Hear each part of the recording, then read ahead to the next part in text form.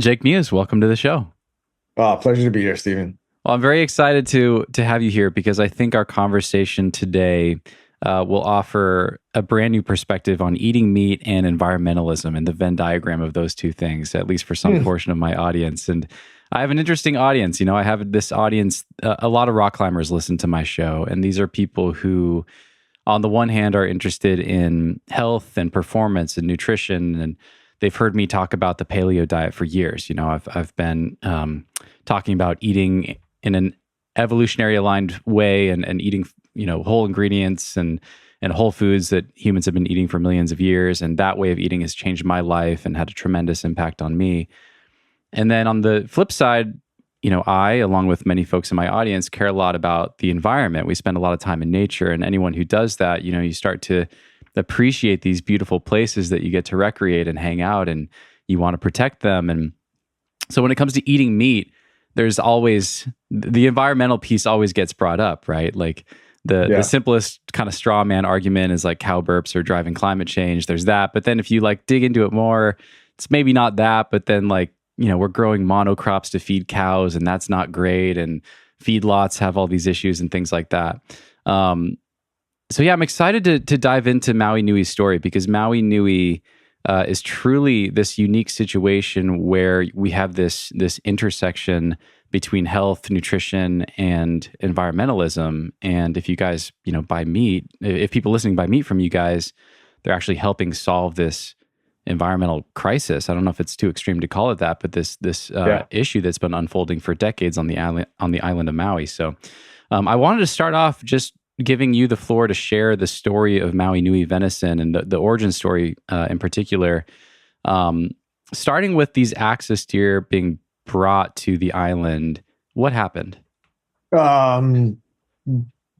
Great intro. I think it's such a fun conversation to, I get to have it all the time, but there's always so much nuance when you get to talk to somebody else about it.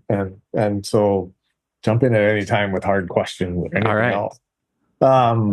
So axis deer introduced in the late 1800s to one island in Hawaii, the island of Molokai.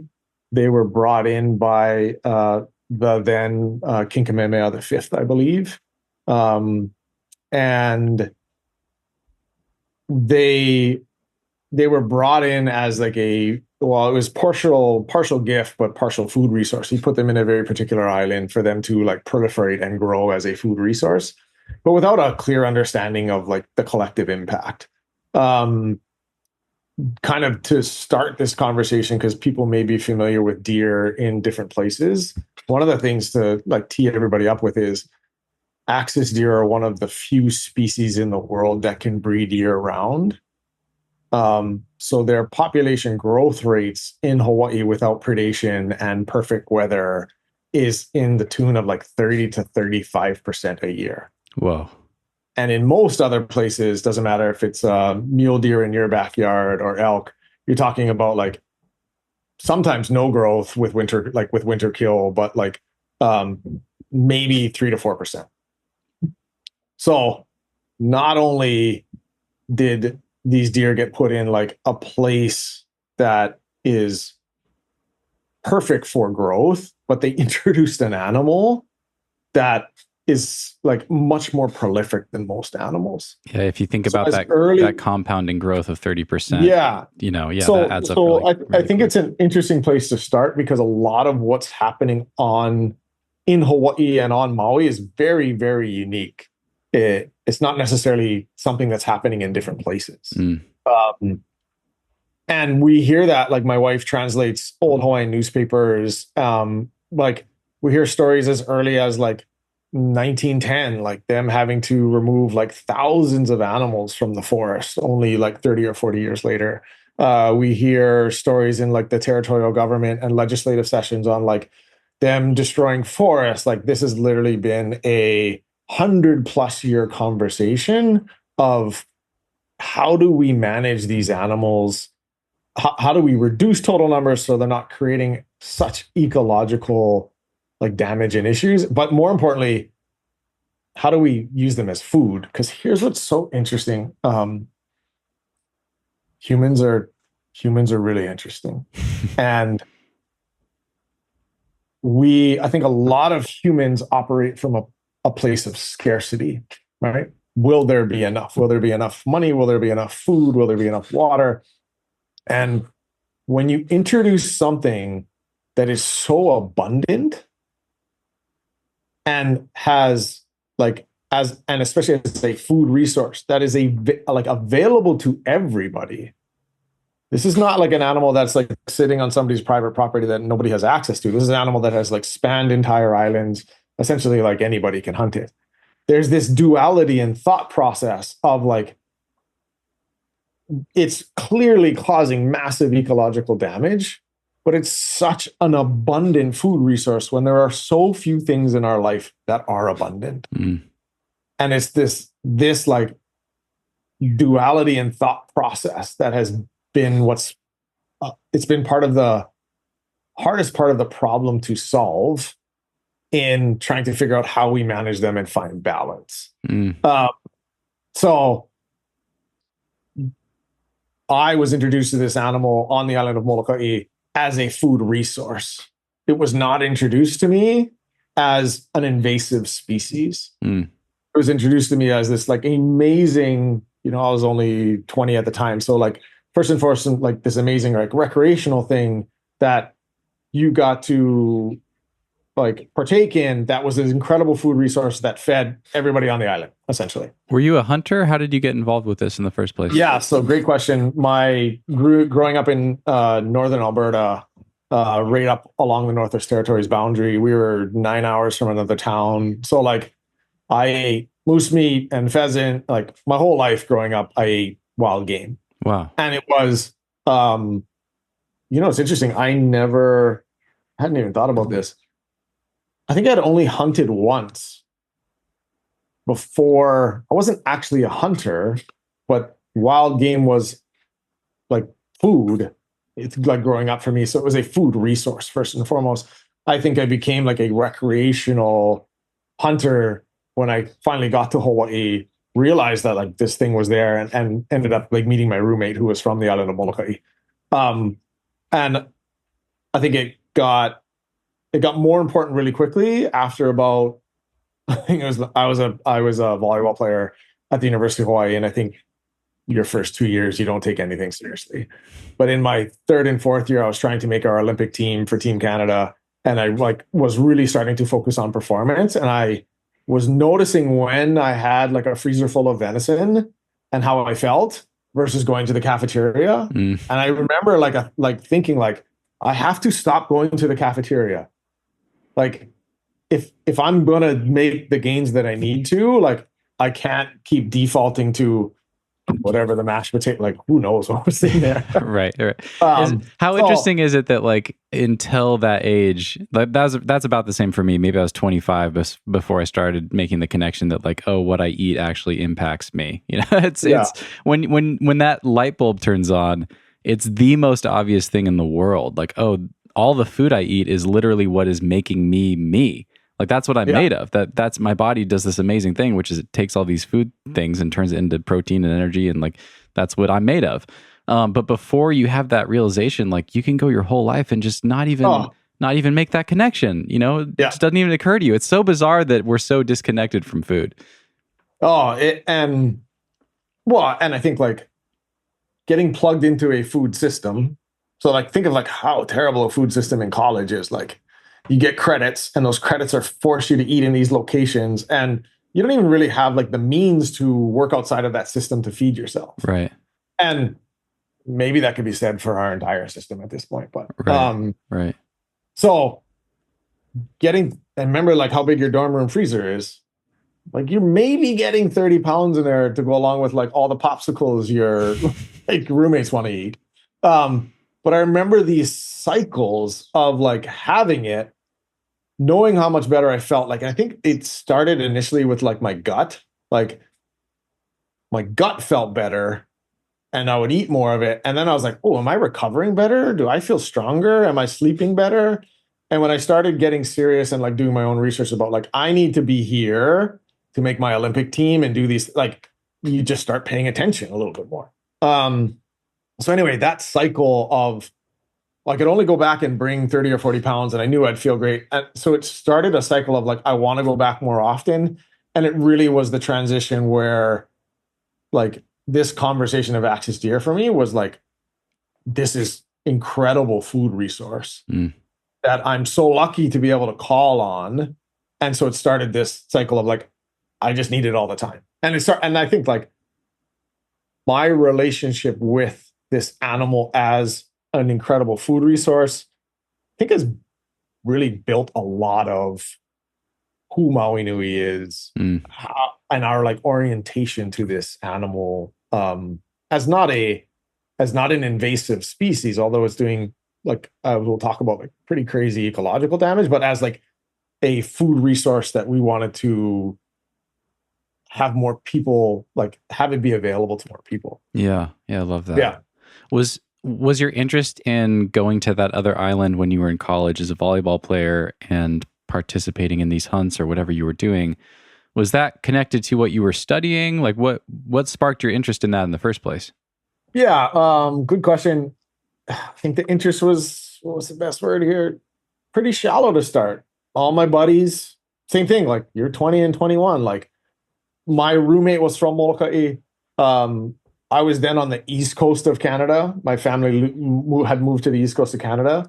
So it didn't matter if it was like Thanksgiving or Christmas, and I was broke. Like I couldn't go home. So what I started doing was just going with them. And this is a very small island, like 10 miles by 30 miles, 6,000 people. And I was so lucky to be, they call it Hanaid, but like I was so lucky to kind of be adopted by this family. And they just like took me in, and I just did what the family did. And the family, this particular family, did a lot of hunting to feed a lot of people. One of the things that they found the most value in, and they were known for, is they would make coolers and coolers and coolers full of like meat, and then they would go hand it out, and they would do this like once a month. So I got to be a part of kind of growing up again in Hawaii with this amazing family. And it was much less about like the recreational pursuit of an animal, and very much about like using this resource to feed a whole bunch of people. Yeah, that's great. I mean, that's just a good way to think about animals and food in general, right? Like people tend to either think of them as pets or as, I don't know. I don't know. And like we forget that we are animals as humans, right? Like we feel very disconnected from the animal kingdom. I think thinking of animals as potentially a food resource is just, I just think that's kind of ancestrally aligned. I think that makes a lot of sense. Do you remember, was there like a moment when you got the idea for Maui Nui and actually building a business around this? How did that come to be? I think maybe not like an aha moment. It was a growing obsession. I started like just randomly starting to do like research on them, and where did they come from, and all these different things. But I think if I had to like pin it to a moment, so it was in like, I think it was in the beginning of my fourth year, and I was like really focused on like performance that year, and ultimately like that was the same year that I needed to qualify for our Olympic team. So like was really, really focused, and went home. I call it home, but went to Molokai to hunt with the family, and we went to like our regular area, and I didn't know, but there had been a pronounced drought for a very long period of time.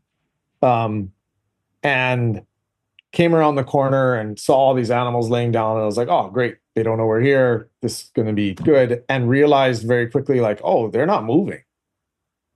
And within the span of like 5 minutes, realized, oh, there's 150 deer like laying here dying of malnutrition. There's literally nothing to eat. And they're isolated to an island 10 miles by 30 miles. Like they have pretty fixed home ranges, although they'll go a bunch of places. They were going through a die-off. They had like kind of literally eaten themselves out of house and home. There wasn't anything left to eat.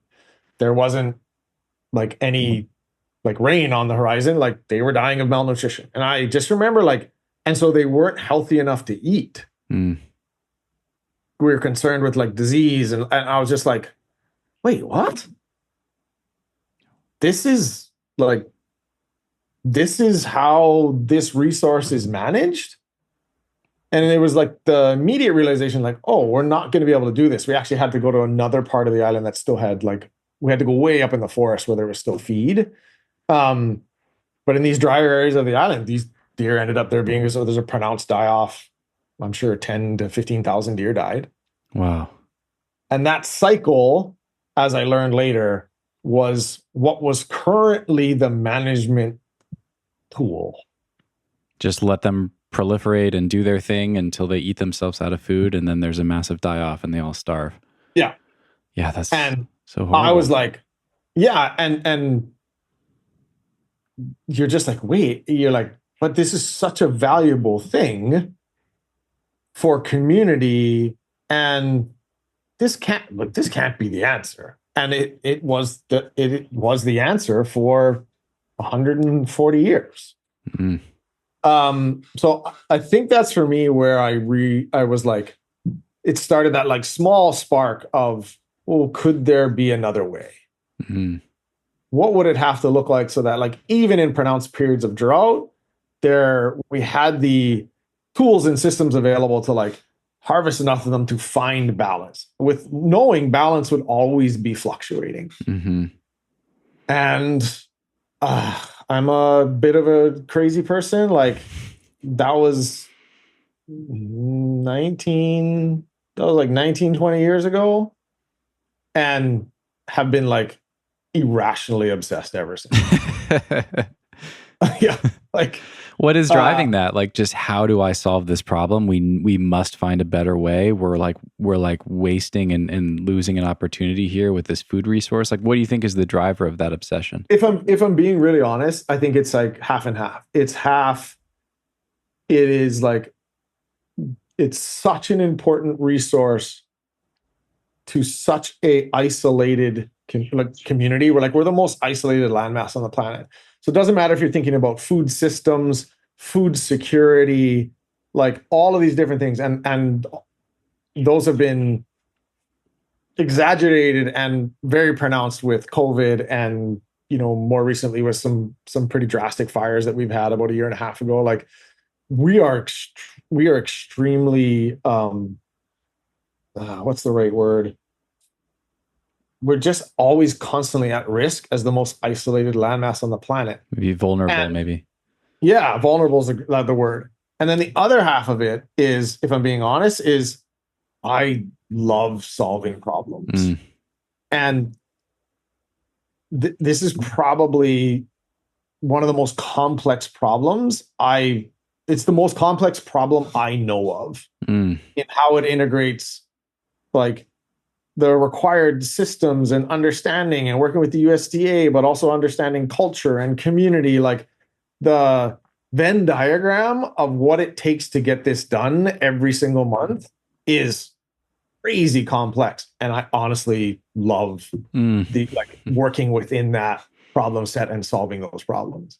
Oh, let's double click on that. I would love to hear you describe some of the challenges. Like intuitively, one of the first things that I was curious about when I started talking to you guys and learned about you guys was, well, this is so interesting. Like you built this successful business and you want to grow this business presumably and like advertise and get the word out, but then like you're in this unique situation where you could feasibly be so successful that you work yourself out of a job. Like, you know, you wouldn't want that either. You wouldn't want to harvest every single one of these animals and then not have a business anymore. It doesn't seem like that would be a good goal unless that's what's best for Maui and these other islands. But so that's kind of intuitive. And then with that, it's like, well, then you have to figure out the problem of what does healthy balance look like, and then how do you even track that? Like, how do you keep track of how many deer there are on any given island at any given time? Like, that must be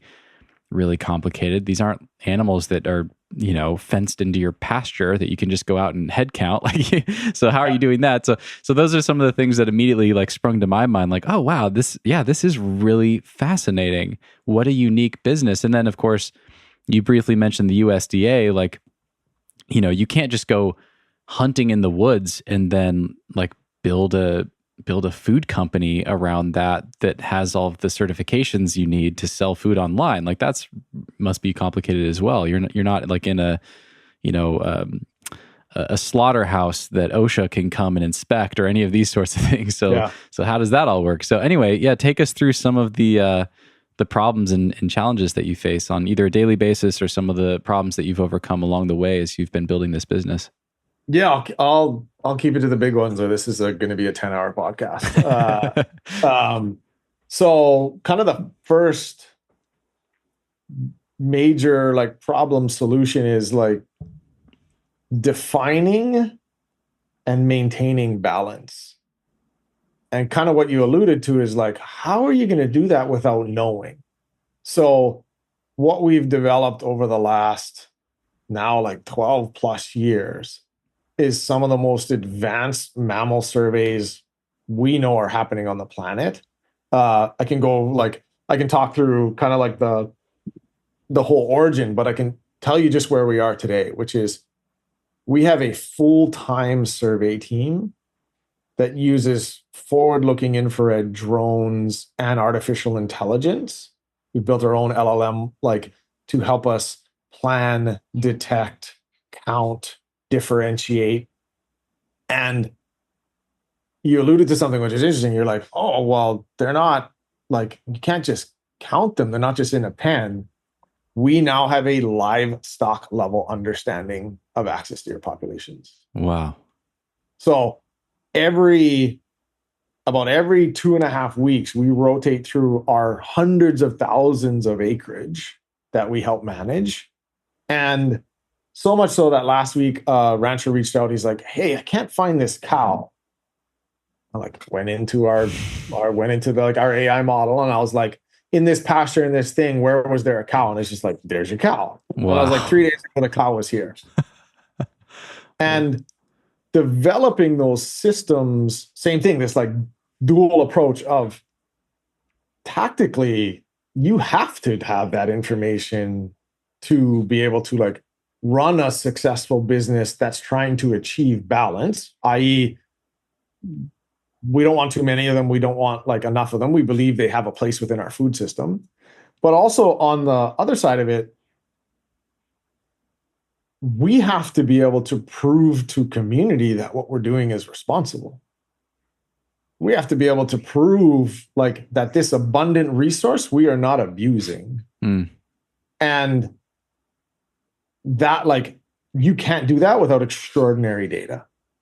So we've built what we know of as like one of a kind mammal survey systems that allow us to make constant, well-informed decisions about managing axis deer populations in the different places that we work, because each of the land managers, landowners, like they all actually have different goals for axis deer on their property. So we work collaboratively with them to say, like, in this area, this is how many deer we want, which is completely different than maybe another area. So why is that? Because some areas need more grazing for their own animals or things like that? It could be grazing, it could be forest restoration, could be corridors, like water corridors that significantly impact like reef systems. So like trying to keep more animals out of the areas that will ultimately like create erosion for reef systems. There's like a whole host of reasons. You can't do that unless you know how many animals you have and how your management is impacting the total number of animals. So that took a long, long time to be able to get there. And so now we are actually we're like on every essentially like 3 to 4 weeks, we're able to answer the question, are we balancing populations? And I think I got most excited when we really were able to start conveying all the information. Everybody was like, axis deer is a problem, axis deer is a problem, axis deer is a problem. And they stopped being a problem when our community and our like large landowners had a choice So if you truly have a choice, i.e., we had the capacity to harvest enough animals and we knew how many there were no longer a problem. They were well, we kind of like think of them as livestock now, which is kind of crazy.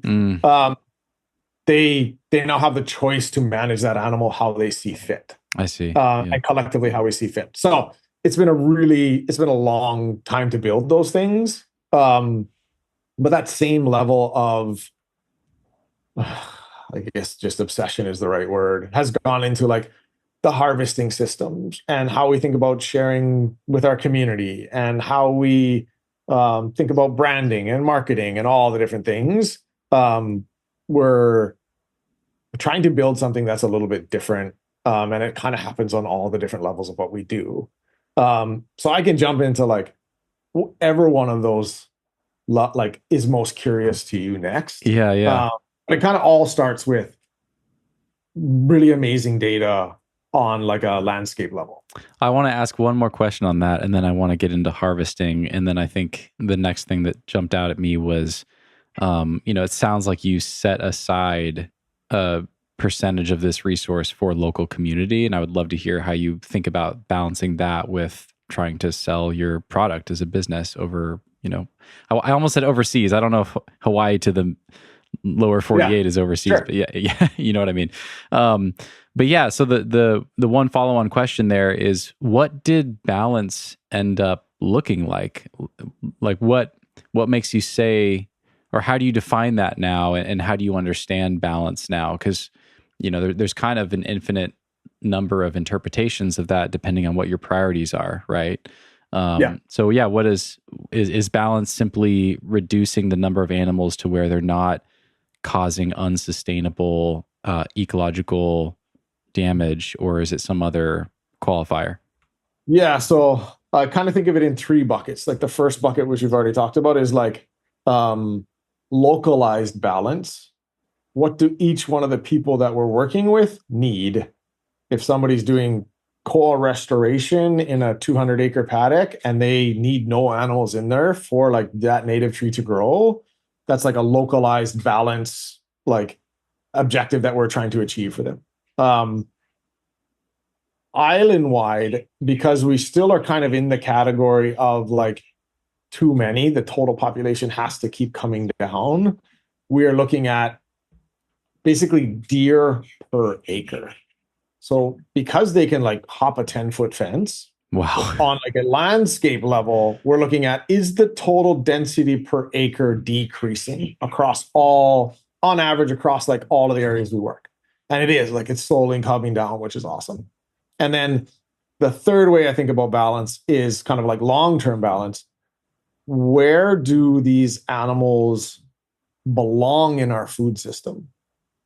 And so when I think about food and like all of the natural resources that like come along with it, there is nothing more valuable on the most isolated landmass on the planet than water.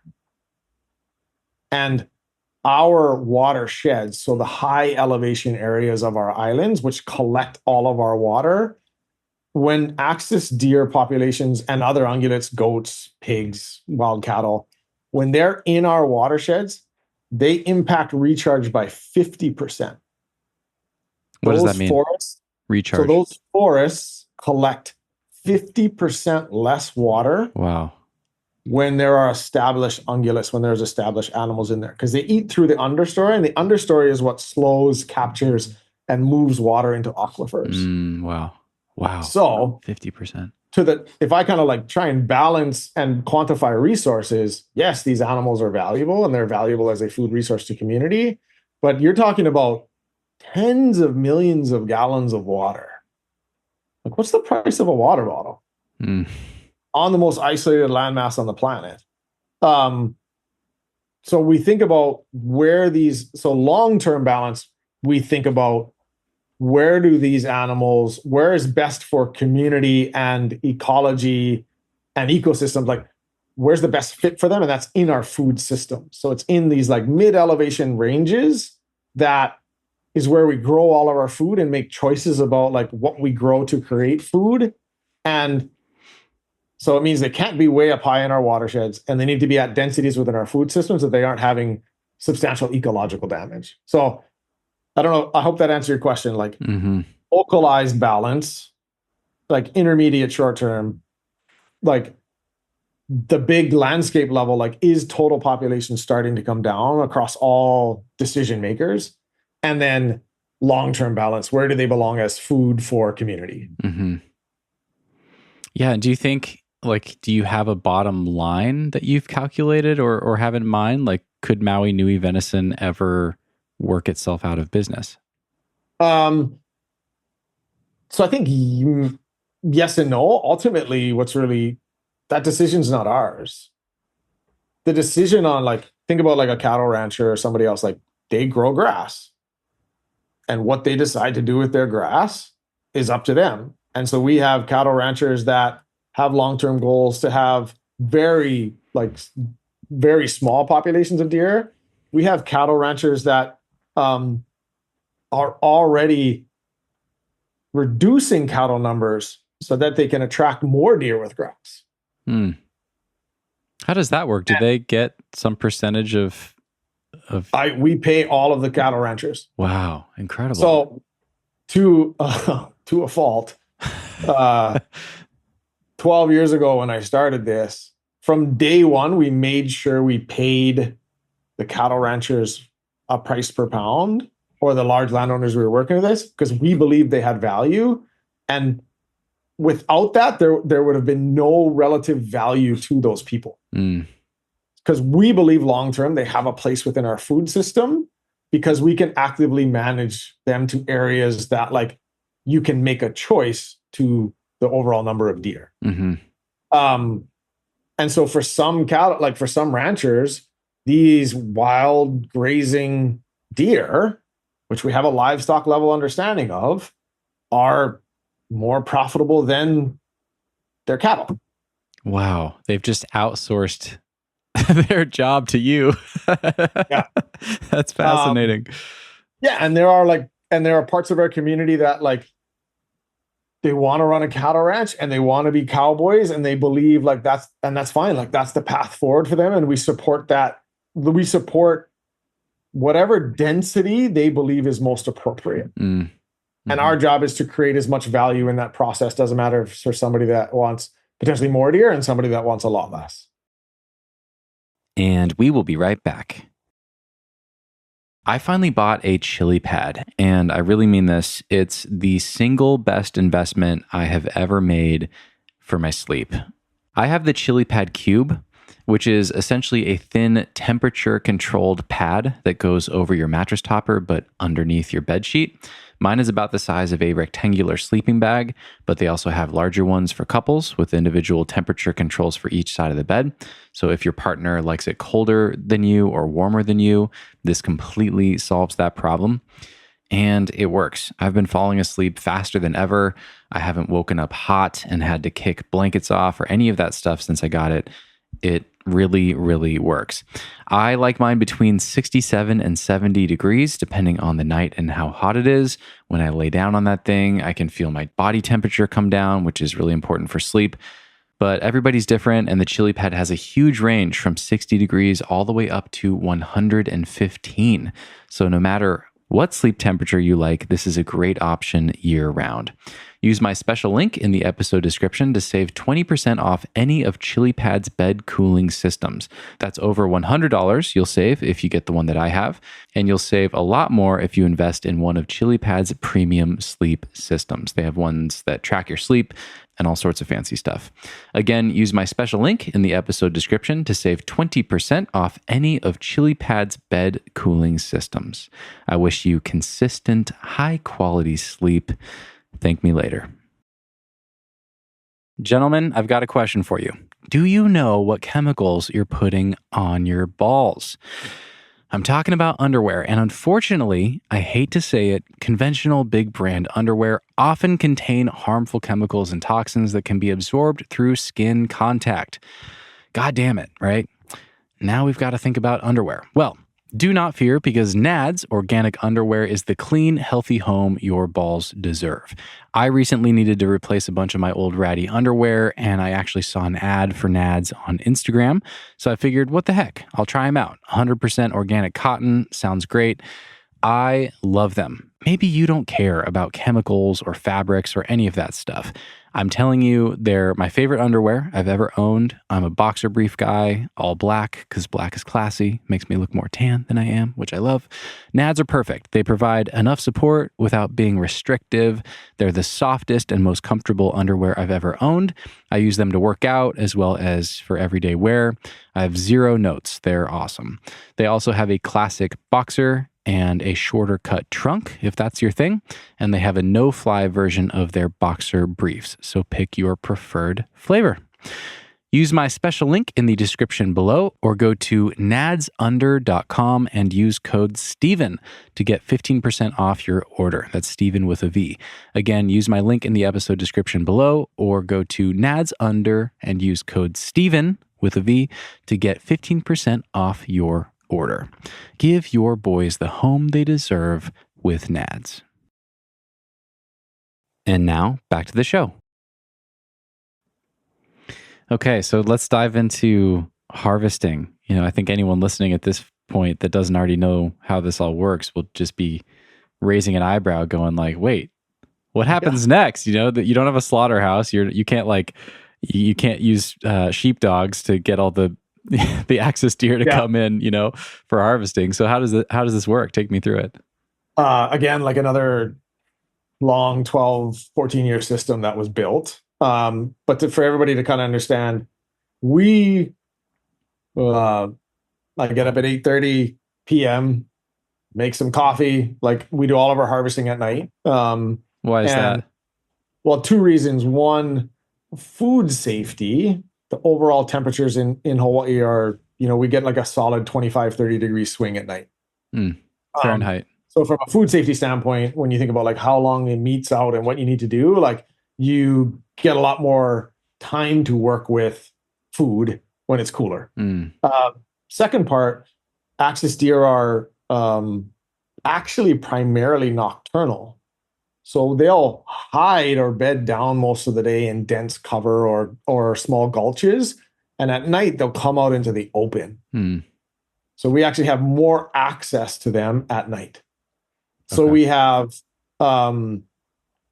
amazing teams of harvesters that operate all night long. And we start every night not knowing where those animals are. So we don't ever pen them. We don't bait them. We don't like put them in corrals, even like large acreage fences. Like, they are wild until the moment harvested. And do you have a particular region that you're focused on for any given night? Like, we know what the goal population control is for this area, so we're going to go there and just see where they are, see what we find. So we rotate right now between like 7 or 8 locations that we harvest from. Each one of those locations, we bring these Mad Max custom mobile slaughter units with us. So we've designed our own mobile slaughter facilities that will meet USDA standards. So we kind of like move everything to this location. Think about like 12 guys like getting all this equipment and UTVs and all these things. And we move this to a location. And then from that location, we're able to harvest out from that location. A USDA inspector is with us the entire time. They're literally like sitting in the seat next to us in a UTV. We use all of this like highly technical forward-looking infrared equipment to be able to meet the requirements of the USDA, i.e. be able to view the animal to ensure it's healthy before harvesting. And then we're able to harvest that animal. Think about like all this night vision equipment. We're able to harvest that animal without it knowing we're there, or else it runs away. And to just put it in layman's terms, like the technical language is the animal needs to be rendered immediately unconscious, but what it means is that animal has to be shot in the head.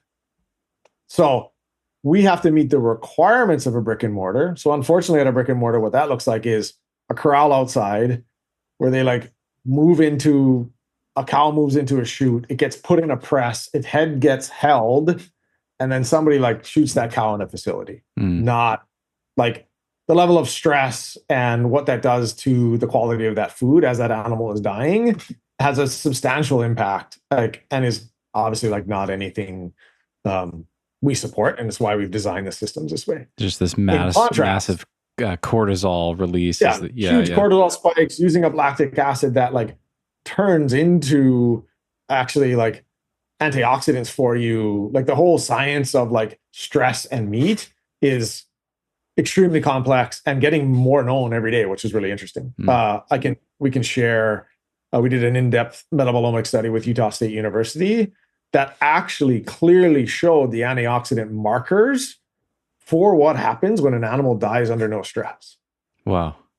And we'll provide that so you can like the audience can kind of like dig all the way in if they want to. Yeah, that's interesting. But, can I ask a question on that real quick? I don't want to derail you, but I think that's so cool. Like intellectually, I'm like, wow, that's as ethical as it seems like we can possibly get when it comes to utilizing this food resource, because if we don't do this, otherwise they're going to eat themselves into starvation and just die a miserable, starving, slow death. So, shooting them in the head and just instant lights out seems like a pretty good solution to that. How do you think about what happens in the wild, right? Like nature is metal, that whole thing. I'm sure you've seen some of those memes, or maybe you've seen it firsthand, like a lion or a wolf, wolf pack, like tear an animal apart and like start eating it while it's still alive. Like when I think about cows and cortisol before they die, I'm like, is that even close to what happens if these animals are getting preyed upon by natural predators in the wild? How do you think about that? Oh no. So I spend lots of time on the continent and have seen like bears go after elk, and like obviously lots of folks have seen these videos. What a herbivore goes through in dying in nature is significantly worse than what a cow goes through in even like a conventional feedlot. And certainly significantly worse than what we do. And I think that's like, obviously it's part of the natural cycle.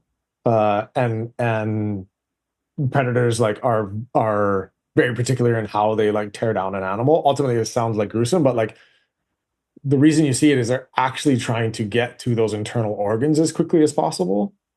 So like liver, heart, kidney, all of those organs hold significantly more nutritional value than all of like what folks would know as like meat.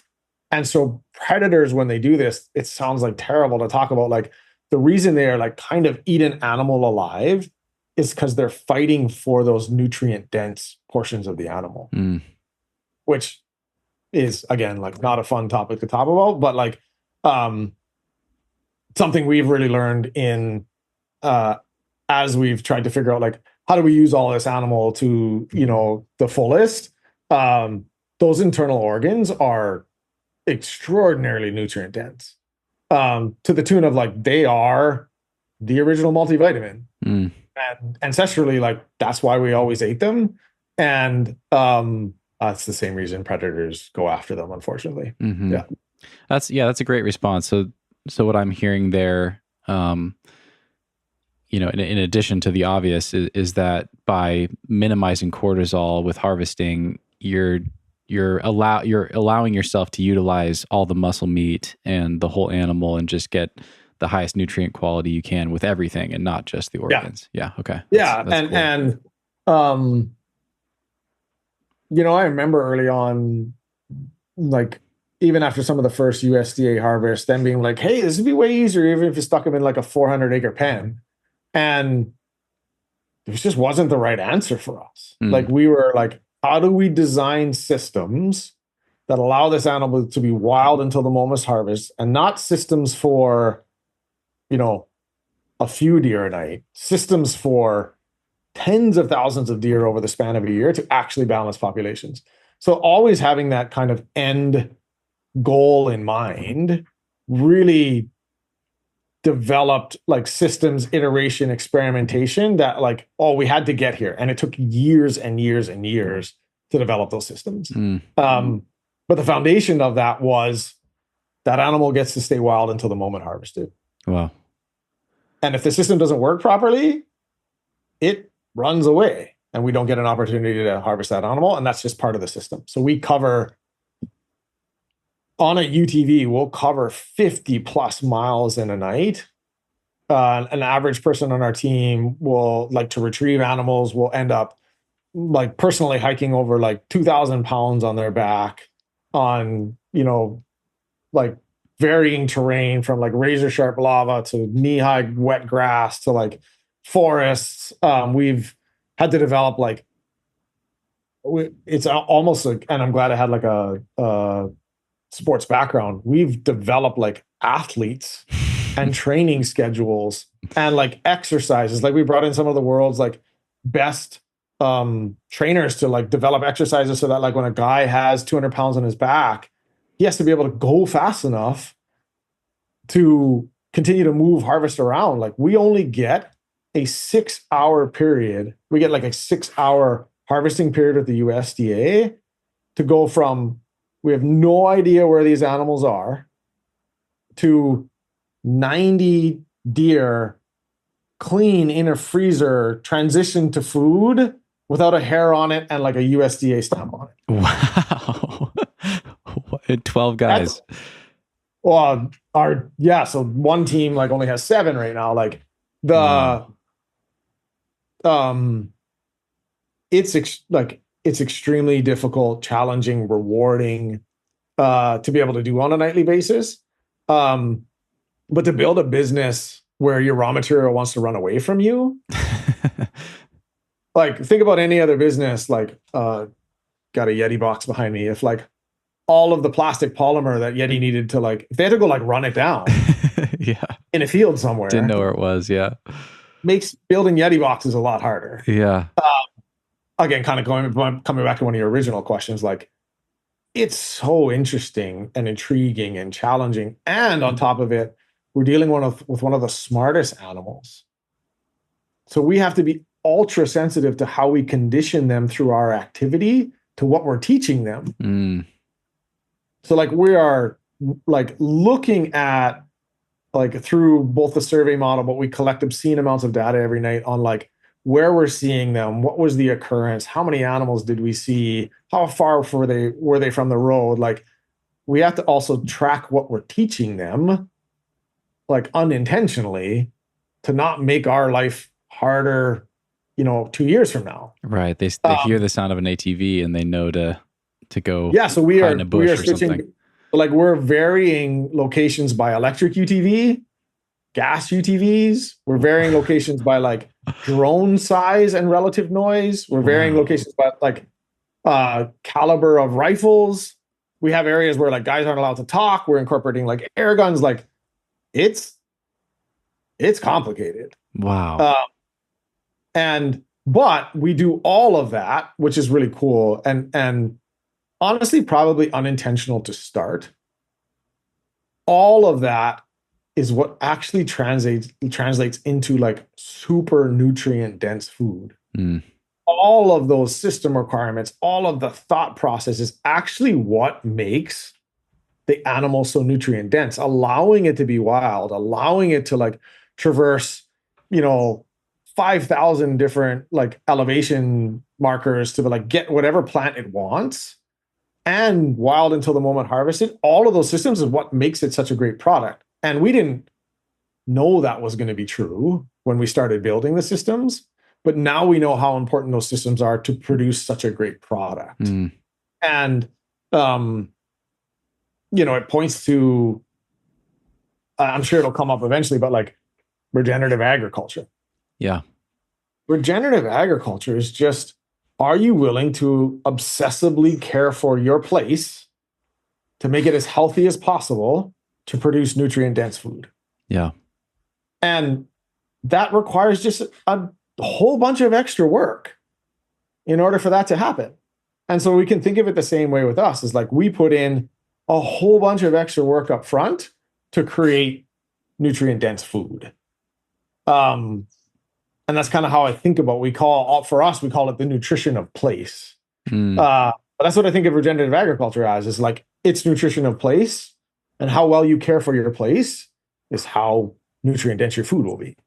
Right. Like something I had never thought about with ruminant animals before I learned about Maui Nui is, and it makes sense once you connect the dots, but these animals will intuitively seek out different plant species based on what nutrients they need. You know, they don't know, obviously they don't like consciously know about nutrition, and they're not looking at apps to tell them how many, how much vitamin C they've gotten today or whatever. But they intuitively are drawn towards different plant species to cover all their nutritional gaps. And, you know, with so many of our modern industrial systems, we're stripping that away, right? We're either like monocropping something to feed that to cows, or even presumably in a lot of like pasture grazing situations, they're not getting as much diversity as they would if that land and the health of that land and that ecosystem was being prioritized the way you're talking about. Yeah, and you're true in a farm pasture situation. You're choosing what they eat through the grasses you grow, which you're making an assumption what you believe, like, oh, is this a pea protein? Like, how do I? And they are most often trying to build an animal to fit the food system, i.e., like trying to build an animal that fits the appropriate weight, that fits into the rest of the food system for processing. Our animals are like all sizes when we harvest them, essentially, right? And a great example. 3 or 4 times a year, axis deer we look through their stomachs every night. Like it's 3 or 4 times a year, they go and eat this poisonous plant that, like, if they ate it in like large portions, they would for sure die. It's like a noxious weed. But they just like nibble away at this thing, and it's only in like this certain elevation band, and they know better than me what is good for them, and they know better than me at like what ratios. And really allowing them to do that without stress, both like predation stress, but also like seasonal stress, kind of going way back to the beginning, it's super unique scenario where you have like an ultra intelligent animal in a place that is so diverse. And then on top of that, like the volcanic soils that are on the slopes of Haleakala, these like andesols and eustands, they exist in like 0.01% of the world. And these soils hold nutrients much better than most other soils. So they have these like incredible soil structures that turn into this diverse array of plants that they get to choose from. And then they get to wander wherever they want and pick them. And they die not under no stress, not knowing what's happening. And I think that really unique combination of things is what's creating such nutrient dense food, and ultimately serving like this bigger idea of like how do we find balance. And I don't know how, like, because of how unique it is, I don't know how we expand that idea. Well, I have a couple, but like there are really unique like wild idea buffalo. They have like done a crazy amount of research to bring back all of the native diversified like plants that used to exist in pasture when those bison were like on that pasture thousands of years ago. Roaming and the plains of North America, and they see the result in the nutrient density of that food because they're giving them the options that like they evolved to eat. I think the vast majority of like cow species did not evolve to eat like the pasture that's put in front of them, right? So anyway, just amazing to watch the evolution of like building these systems for these particular reasons of like balancing populations, and then realizing later on like how they're impacting the value of it as food. Yeah. I love that. Did you ever learn what the axis deer are getting from that poisonous plant? Do you know why they're getting drawn to that? That's so interesting. So we know it's showing up. So we did this, I'll provide that report. We did this amazing metabolomic study with Utah State University that measures phytochemicals. So it measures the good things in plants that are actually showing up in the meat. Like, oh, I'm getting 2 heads of broccoli compound in this meat. Like, that's really important to understand. I think Wow. in the years to come, we're gonna macros, yes, but like macros, micros, but like phytochemicals 3 or 4 years from now, with where I see nutrient density going, like you're going to understand it and you're going to understand how important it is. Mm. And so we are seeing that particular plant show up in the meat. We're just not sure we know it's an antioxidant. We're just not sure what it does yet. Mm. But when we did that study, they're like, oh, and here's these 100 other compounds. We don't know what they do yet. And I think like, I bet you 15 years from now, what we understand about like both human but like wildlife biology, we're going to be like, wait, what were we doing? Yeah. I think it's that like section, like we've made some amazing advancements as humans, but I think we still understand very little about biology. Yeah.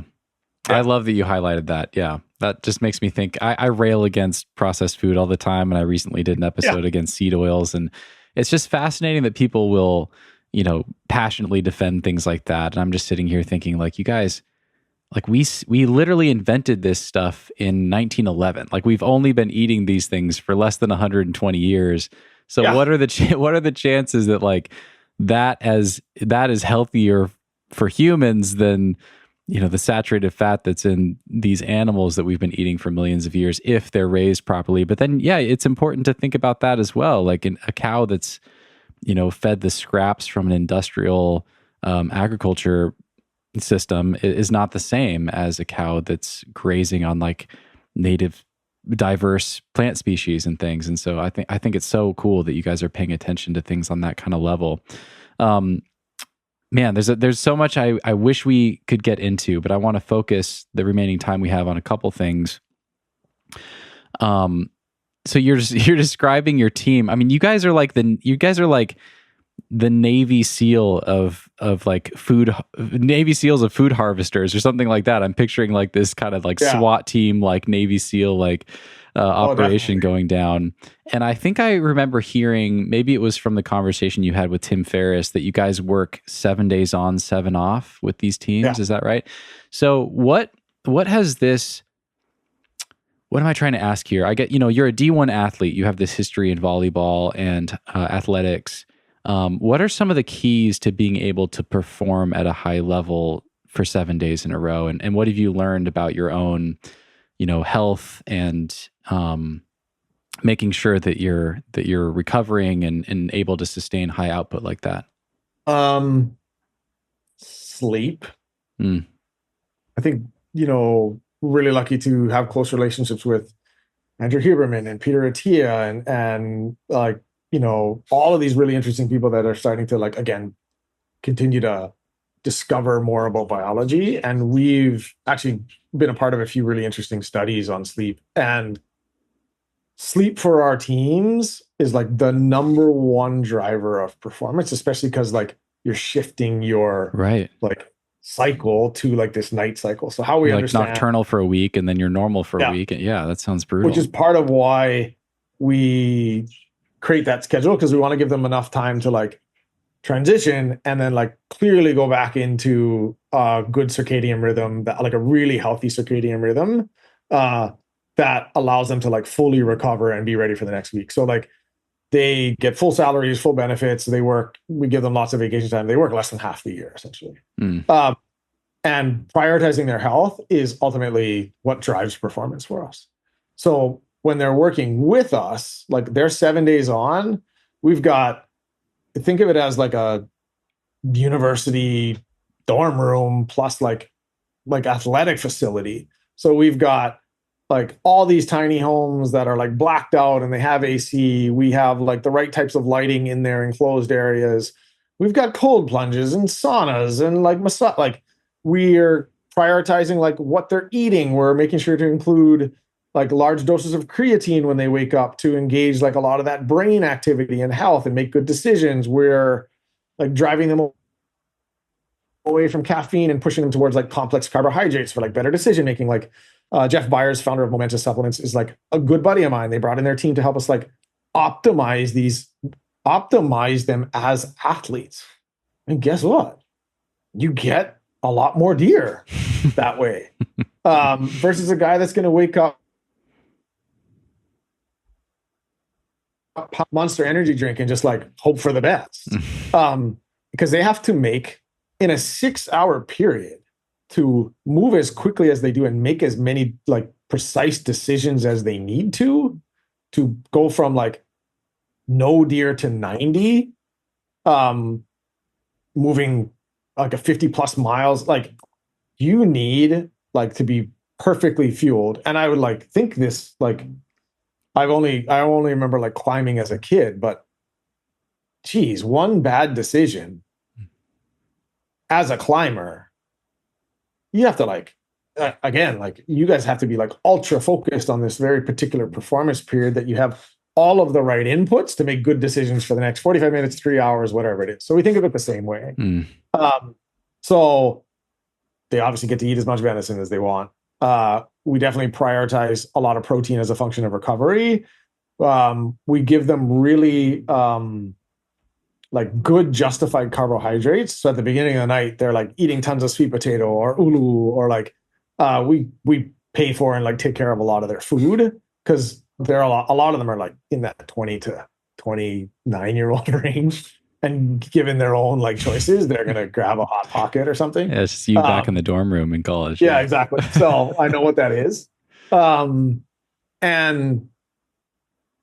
more importantly, like we are teaching them how to like focus and make good focus decisions and like reflect on those decisions. Again, we're treating them as like an athlete, where there's like there's post-game review and like all these different things. So I think to kind of sum that up is like, in treating them like an athlete and the inputs required for athletes to be exceptional, I think it's driving a lot of the performance for them. I love it. Yeah. That's incredible. We can all learn from that. Okay, I know we're coming up on time. I want to wrap up with the question that I teased earlier, which is, it sounds like you guys really prioritize setting aside some of this food resource for your local community. I think that's just so fucking cool. Like it's just so great to hear that these animals that are, you know, a part of your lives, your community's lives, are being given back as food to your community. Tell me about that. How do you think about that, and how does that work, and how do you balance that with trying to run a profitable business? Yeah. If you start with a commitment to community, you are obligated to be profitable. I.e., without profitability, we do not get to share with our community. So we kind of like think of it in reverse. So like my decision makings as a CEO are more important and more profound, because the bottom line is both like the bottom line that continues to drive a sustainable business, but the bottom line that then supports community. And it actually makes decisions easier. Like, doesn't matter if it's like me moving on a person or picking a contractor or like reviewing my balance sheet, like all of those things become more important because of how valuable both myself personally, but our entire team finds in sharing with community. And so tactically, like it drives retention. It's like all these amazing things. Like, you would be surprised the superpower that is like putting and sharing with community, like putting them first. You'd be surprised how much clear decision making it like fosters. And we, again, like accidentally, you know, when COVID hit, how long ago was COVID? Like 4 years ago now. Our being the most isolated landmass on the planet, like food banks were like, we have no protein. And we're like, we don't know how to do this, but we're just going to bring you like chunks of meat. And then we'll try and figure out like a group of people to help us like turn it into food. And we were able to do that. And then unfortunately, you know, about a year and a half, 2 years ago now, like those wildfires in Lahaina, they displaced a third of the population of Maui. And there was this immediate need to feed a huge portion of our community. And luckily, we had built the systems and resources to be able to call on this abundant food resource in emergency to feed tens of thousands of people for weeks on end. Wow. And sharing with community is like difficult and nuanced. And so, yeah, there's like the easy answer of like dropping it off at the food banks or these other organizations that serve as a filter. But there are members of your community that, especially in Hawaii with like the high cost of living, there are members of the community that are right on that poverty line. They both have jobs. They're making $80,000, $90,000 a year collectively, and they barely can afford food. Wow. But they are not willing, like they have so much pride that they're not willing to go to a food bank or to some of the other places to pick them up. So one of the things we experimented with was they're called our hollow eye coolers, or hollow eye is like a term to rush food to where it's needed. And so we just started dropping them in convenience stores. Mm. So we just started dropping them in like small local stores where it lowered the barrier to entry for somebody like to feel okay. And they would be able to go in, grab a few things for their kid or whatever. And then with a local ID, they were able to grab 4 or 5 pounds of meat and leave with it. It's free. And it's free. Wow. And learning to share without expectation means that you have to be able to sit at that cooler and watch somebody that you believe maybe doesn't need the help take something from that cooler without assumption. Mm. So like 2 days ago, I was at a cooler filling it up, and a lady came in, arrived in a Lexus with a Chanel bag, and took 2 or 3 pounds from that freezer. It's not my place to assume if she needs that help or not.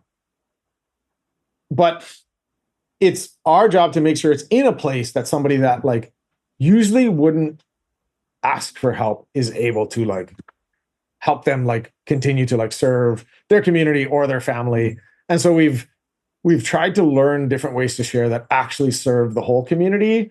Sometimes when you drop off a pallet of ground venison at the food bank, you're serving those in most need, but you're not sometimes serving those people that help build community. Mm. So we allocate up to about 20, 30% of supply at this point. And we're designing systems that only harvest for the community. Again, kind of coming all the way back to the beginning of the conversation, there's this duality of like ecological disaster, if not managed, but crazy, valuable, abundant resource for community. And so how do we balance those two things? And one of the ways we do that is to try and make sure we share indefinitely with community, and not just the hunting community, but everybody can share in that abundance, because we've created the systems in order to do that. Mm-hmm. I just love it, man. It's I think you guys have one of the coolest businesses I've ever heard about. I mean, this is just like how you would hope that any business would operate, right? Like you're serving the community, you're making responsible use of some resource to do something that's helpful. You're being profitable because you need to be profitable in order to keep doing something that's helpful for people. I mean, that's just best case scenario across the board. It's just so awesome what you've built, and it's an honor to talk to you, man. Thank you so much for coming on here and for helping give more context, because I've been talking about you guys for the last few months on the podcast, and you can only say so much in an advertisement, and some people want to skip it anyway. And I'm like, no, this is a really cool story. I want you guys to hear this, and like, hopefully, it shatters some perceptions that people hold. Maybe some folks out there that are still stuck in the simplistic, like meat is bad for the planet, like meat is unethical, whatever. It's like, well, like everything, it's a little more complex than that, and we can make choices as consumers that help enable you to do more cool stuff, and other companies out there that are doing it right, and vote with our dollars. I like to talk about that a lot. Like, we can all help shape the world that we live in, right? And like, I don't know what other opportunities are out there that are like Maui Nui. Like, it's such a unique situation, but certainly there's got to be something. It's the bison, right? Or there's something else somewhere where someone listening. I mean, I'm even inspired. I have no idea if I would ever try to start like a company focused around food, but I'm just like, there's got to be more opportunities like this where there's an abundant resource and just a better way to manage it than just raising cows and pumping them full of antibiotics and locking them in cages and that sort of stuff. Yeah, if I can like close with anything, I think two things is like, one, any food that helps take care of a place is good food. Mm. And place being like ecosystems and people. Like, I believe that's good food. Two, there's hope. The advancement in nutrient density testing and the ability in the years to come to put nutrient density on a label, even though a whole bunch of people try and corrupt it. And years from now, like, Stephen, there's a world where you're going to be able to do your own food testing in your kitchen. Mm. So what if, like, you knew how good that food was for you and you could do it like right in your kitchen?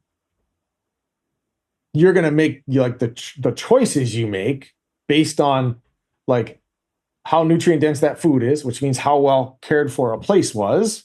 You're going to have that option.